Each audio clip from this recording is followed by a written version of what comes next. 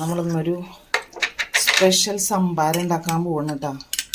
ചൂട് കൊണ്ട് സഹിക്കാൻ പറ്റാണ്ട് മരിക്കാറായി. അയ്യോ, നെല്ലിക്ക ചാടിപ്പോണം. ചൂട് കൊണ്ട് മരിക്കാറായി. അപ്പോൾ എന്തായാലും ഒരു സംഭാരം ഉണ്ടാക്കി കുടിക്കാമെന്ന് വിചാരിച്ചു.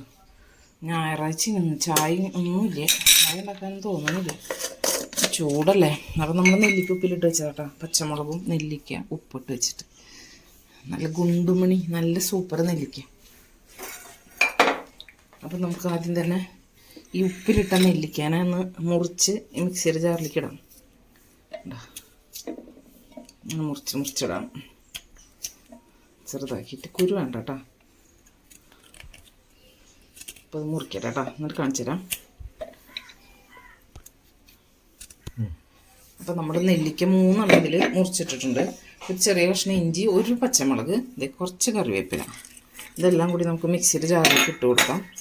ഇനി നമുക്ക് ഇതിൽ വേണ്ടത് നല്ല തൈര് കേട്ടോ. നമ്മൾ ഉറവിച്ച് വെച്ച തൈരാണ്. അപ്പോൾ അത് ഒരു 4 സ്പൂൺ ഒഴിച്ച് കൊടുത്തിട്ടുണ്ട്. ഇനി നമുക്ക് ഉപ്പിടാം. ഉപ്പിട്ട് നമുക്കിത് അടിച്ചെടുക്കട്ടെ. അടിച്ചതിന് ശേഷം കുറച്ചുകൂടി വെള്ളം ഒഴിച്ചിട്ടൊന്ന് അടിക്കാം. ആദ്യം ജസ്റ്റ് ഒന്ന് അടിക്കട്ടെ. നമ്മളിതിലേക്ക് കുറച്ച് നല്ല തണുത്ത വെള്ളമാണ് ഇട്ട് ഒഴിച്ച് കൊടുക്കുന്നത്. ഇത് ഒഴിച്ചിട്ട് ഒന്നുകൂടി അടിക്കാം. നമ്മളിതിലേക്ക് കുറച്ചും കൂടി തണുത്ത വെള്ളം ഒഴിക്കുന്നുണ്ട്. സംഭാരമാണ് കേട്ടോ അത്, നെല്ലിക്ക സംഭാരം.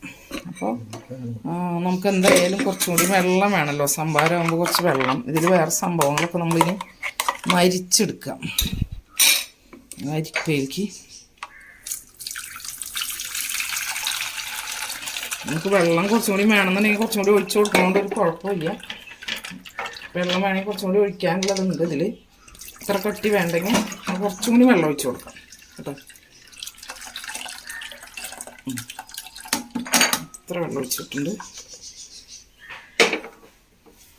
നമുക്ക് ഇളക്കി ഇതിൽ ഉപ്പൊക്കെ ഉണ്ടോ എന്ന് നോക്കാം.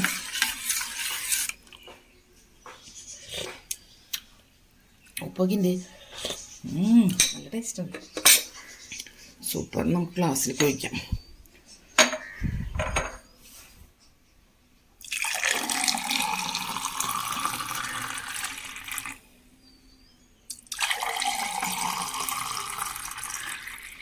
രണ്ട് ഗ്ലാസ് ഫുള്ളായിട്ട് സംഭാരം കിട്ടിയിട്ടുണ്ട്. 3 നെല്ലിക്ക, 3 സ്പൂണ് തൈര്, പച്ചമുളക്, ഇഞ്ചി, അങ്ങനെ അടിപൊളി സംഭാരമാണ്. ഇതൊരു ഗ്ലാസ് കുടിച്ചാൽ മനസ്സും വയറും ഒരുപോലെ നിറയും.